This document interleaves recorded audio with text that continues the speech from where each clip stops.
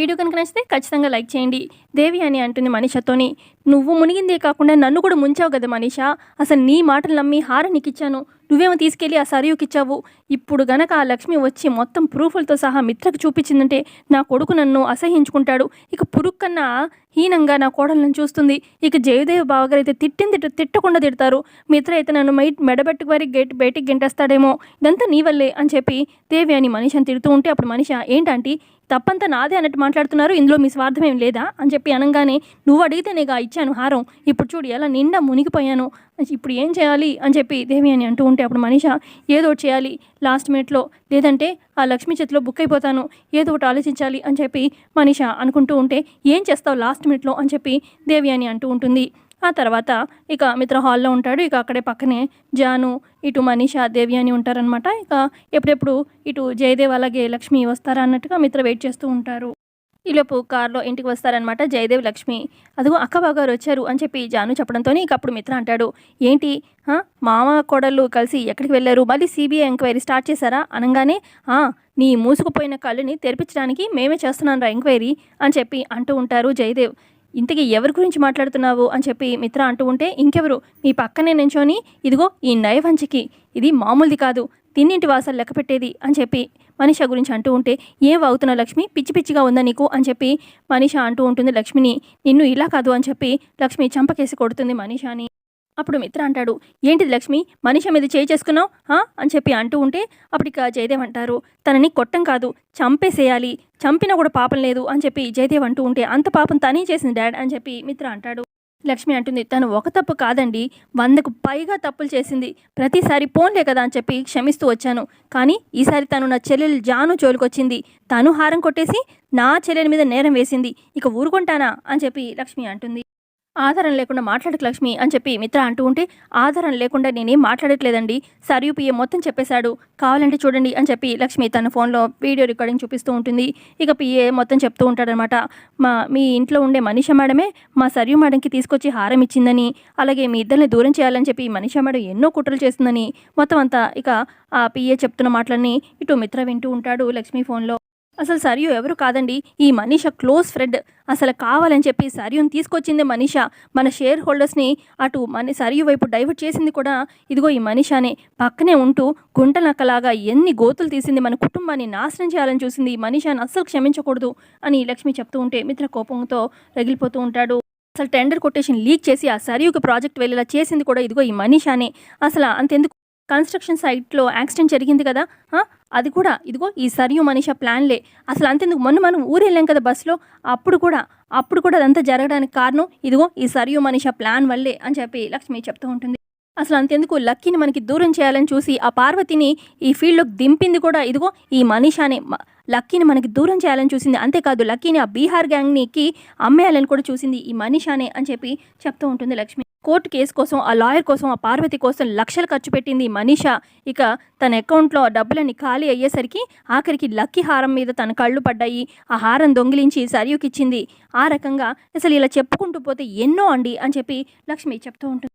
ఈ మనీషాని అస్సలు నమ్మకండి అని చెప్పి లక్ష్మి అలా చెప్తూ ఉంటే ఇక అప్పుడు మిత్ర కోపంతో రగిలిపోతూ ఉంటాడు. అప్పుడు మనీషా వచ్చి, అబద్ధం మిత్ర, వీళ్ళు నా మీద కావాలని నిందలు వేస్తున్నారు, నేను నిన్ను ప్రేమించిన దాన్ని మిత్ర, ఇవన్నీ నేనెందుకు చేస్తాను అని చెప్పి అంటూ ఉంటే ఇటు జయదేవ్ అందుకొని చెప్తారు, అసలు ఈ మనీషా మామూలుది కాదు మిత్ర, నీ పక్కనే ఉంటూ గోతులు తవ్వింది, అసలు నిన్ను ప్రేమించానని చెప్పింది, ఇన్ని పనులు చేసింది, అసలు ఇలాంటిదా నీ జీవితంలో రావాలనుకుంటుంది, వద్దు దీన్ని దూరం పెట్టు, అసలు ఇలాంటిది మన ఇంట్లో ఉండడానికి కూడా వీల్లేదు, ఆ సరియు పిఏ మొత్తం చెప్పేశాడు, మాకు ఆధారాలు కూడా ఉన్నాయి అని చెప్పి జయదేవ్ అంటూ ఉంటే ఇటు మనీషా అంటుంది, అబద్ధం మిత్ర, వీళ్ళు నన్ను నీ జీవితంలోంచి తప్పించడానికి ఇదంతా కావాలని ఇదంతా చేస్తున్నారు, ఇదిగో ఈ లక్ష్మికి ఈ మతి లేని ముసలోడు నా గురించి ఇలా చెప్తున్నాడు, నమ్మకం మిత్ర అని చెప్పి ఇక జయదేవ్ గురించి అలా చెప్తూ ఉంటుంది మనీషా. ఇక జయదేవ్ని ముసలోడు అది ఇది అనేసరికి మిత్రకి ఇంకా కోపంతోని ఇక మిత్ర మనీషాని కొడతాడనమాట.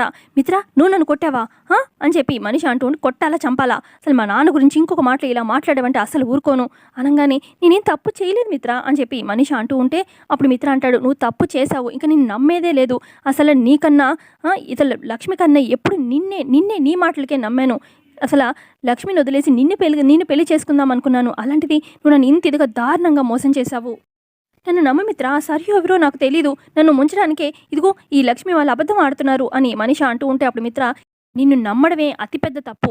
అసలు ఇన్ని రోజులు లక్ష్మిని పెళ్లి చేసుకోవడం తప్పేమో అనుకున్నాను. కానీ అంతకన్నా పెద్ద తప్పేంటో తెలుసా? నిన్ను ప్రేమించడం. నువ్వసలు ఇంకొక్క క్షణం కూడా నా ఇంట్లో ఉండడానికి వీల్లేదు. ఔట్ అని చెప్పి మిత్ర అంటూ ఉంటే, ఏంటి మిత్ర నువ్వు నన్ను ఇంట్లో నుంచి వెళ్ళిపోమంటున్నావా? అవును, నేను తప్పులు చేశాను. కానీ నేను తప్పులు చేసింది నీకోసం నా కోసం చేశాను మిత్ర. ఇదిగో ఈ లక్ష్మిని, లక్కీని దూరం చేయాలని చేశాను. నువ్వు నాకు దక్కాలనే స్వార్థంతోనే చేశాను అని చెప్పి మనీష చెప్తూ ఉంటుంది. మనీష అంటుంది, తప్పులు నేను ఒక్కదానే చేయలేదు మిత్ర. ఇదిగో ఈ దేవి అని ఆంటీ నేను ఇద్దరం కలిసే చేశాం అని చెప్పి చెప్తూ ఉంటే, అయ్యో నువ్వు నన్ను లాగుతావేంటి? నాకు ఏం సంబంధం లేదు అని చెప్పి దేవి అని అంటూ ఉంటే, అప్పుడు మనీష అంటుంది, ఆంటీ మీరు నా పార్టీ అని ఇక్కడ ఉన్న అందరికీ తెలుసు. మిత్ర మేమిద్దరం కలిసే చేశాము అని చెప్పి అనగానే, ఏం మాట్లాడుతున్నావు మనీష? బావగారు ఇదిగో ఈ మనీష మాటలు నమ్మకండి అని చెప్పి దేవి అని అంటూ ఉంటుంది జయదేవ్తోని. ఇటు దేవి అని అంటుంది, బావగారు తప్పైపోయింది, క్షమించండి. నేను స్వార్థపరులనే కానీ చెడ్డదాన్ని కాదు. లక్ష్మి నన్ను నమ్ము లక్ష్మి. మిత్ర నీ మీద నాకు ఎటువంటి పగ లేదు. నా కొడుకు మీద ప్రేమ తప్ప. ఇదిగో ఈ జానుని, నాకు ఇష్టం లేని కోడల్ని తీసుకొచ్చారన్న జాను మీద కోపం పెంచుకునే కానీ ఇంకా నాకు వేరే ఇంకేమీ లేదు. నాకు ఎవరి మీద కోపం లేదు. నేను ప్లీజ్ నన్ను వదిలేండి అన్నట్టుగా దేవి అని చెప్తూ ఉంటుంది. అప్పుడు మనీష అంటుంది, చూడండి ఆంటీ ఇక్కడ మిమ్మల్ని నన్ను ఎవరు నమ్మరాంటీ అని చెప్పి అంటూ ఉంటే, అప్పుడు మిత్ర అందుకొని, తను మా పిన్ని, తను తప్పులు చేసినా క్షమిస్తాం, ఎందుకంటే తను మా ఫ్యామిలీ మెంబర్ అని మిత్ర అంటూ ఉంటే మనీష షాక్ అవుతుంది.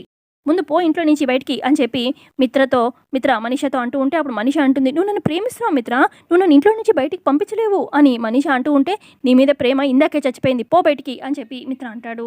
మనీష అంటుంది, మిత్ర నువ్వు నన్ను ఇంట్లో నుంచి వెళ్ళిపోమంటున్నావు. నేను ఒక్కసారి ఇంట్లో నుంచి బయటకు అడుగు పెట్టాక నేను బ్రతకను, నిన్ను కూడా బ్రతకనివ్వను, ఆలోచించుకో అని చెప్పి మనీష అంటూ ఉంటుంది. నేను బయటికి వెళ్ళాక ఊరుకునేదే లేదు, నిన్ను నీ ఫ్యామిలీని మొత్తాన్ని చంపేస్తాను అని మనీష అంటూ ఉంటే, అప్పుడు మిత్ర అంటాడు, నువ్వు నా ఫ్యామిలీ జోలికి వచ్చావంటే నేనే నీ ముందు నిన్ను చంపేస్తాను అని అంటాడు. పో బయటికి అని చెప్పి ఇక మనీష మెడ పట్టుకొని మిత్ర ఇంట్లో నుంచి బయటికి గెంటేస్తాడు. ఇక మనీష అలా బోర్లా కింద పడిపోతుంది.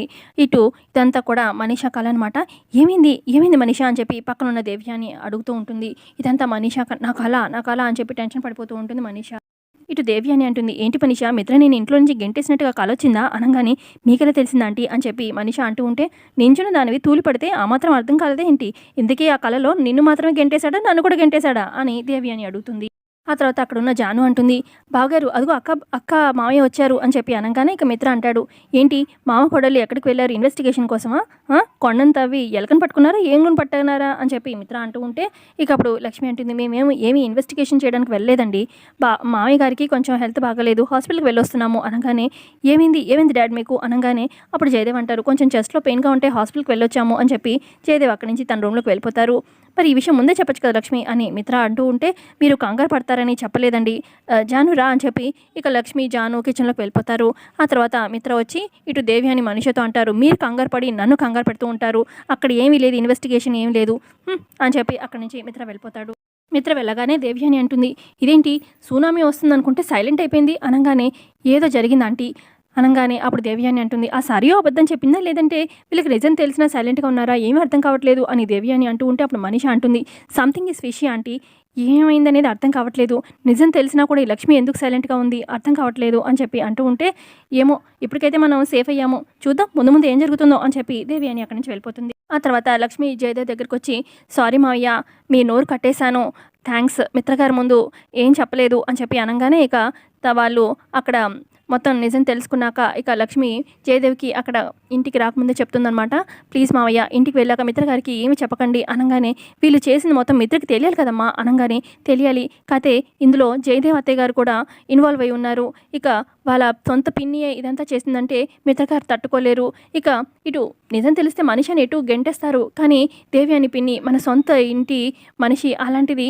ఇక ఆవిడ ఇంట్లో నుంచి బయటకు వెళ్ళిపోతే వివేక్ కూడా వెళ్ళిపోతాడు, వివేక్ కూడా తట్టుకోలేడు, వాడు అమ్మ ఇలా చేసిందంటే, ఇక వివేక్ ఇంట్లో నుంచి వెళ్ళిపోతే ఇక ఈ కుటుంబం అంతా కూడా ముక్కలైపోతుంది, వద్దు మావయ్య మన కుటుంబం కోసం, వివేక్ కోసం, అలాగే మిత్రగారి కోసం ఇప్పుడైతే చెప్పొద్దు, ఇక లేదమ్మా చెప్పాలి, లేదంటే ఆ మనిషి నీ కాపురంలో చిచ్చులు పెడుతుందమ్మా, మీ ఇద్దరిని దూరం చేస్తుంది అని చెప్పి జయదేవ్ అంటూ ఉంటే, అప్పుడు లక్ష్మి అంటుంది, లేదు మామయ్య అది నేను చూసుకుంటాను, ప్లీజ్ మీరు మాత్రం ఏం చెప్పకండి అని చెప్పి బయటనే ఇదంతా చెప్తుందనమాట జయదేవ్కి. ఆ తర్వాత ఇక్కడ జయదేవ్ లక్ష్మితో అంటారు, బయట ఇవన్నీ నాకు కండిషన్స్ చెప్పి ఇక్కడ మనకు థ్యాంక్స్ సారీలు చెప్తున్నావమ్మా అని చెప్పి అంటూ ఉంటారు జయదేవ్. ఇటు జయదేవ్ అంటారు, అసలు ఇంకెన్నాళ్ళమ్మా, ఇంకెన్నాళ్ళు ఈ దాచిన నిజం నీ జీవితాన్నే బలి తీసుకుంటుందేమో అని నాకు కంగారుగా ఉంది, భయంగా ఉంది. ఇంకెన్నాళ్ళు ఓర్చుకుంటావో నాకైతే అర్థం కావట్లేదు. ఇంకెన్నాళ్ళు కష్టపడతావు అని చెప్పి జయదేవ్ అడుగుతూ ఉంటారు. ఇక ఇంతే అండి, ఎపిసోడ్ అయిపోతుంది. ఇక ఎపిసోడ్ నచ్చితే లైక్ చేయండి. కమింగ్ ఎపిసోడ్లో ఇంట్రెస్టింగ్ ఏం జరుగుతుందో తెలుసుకుందాము. So thanks for watching.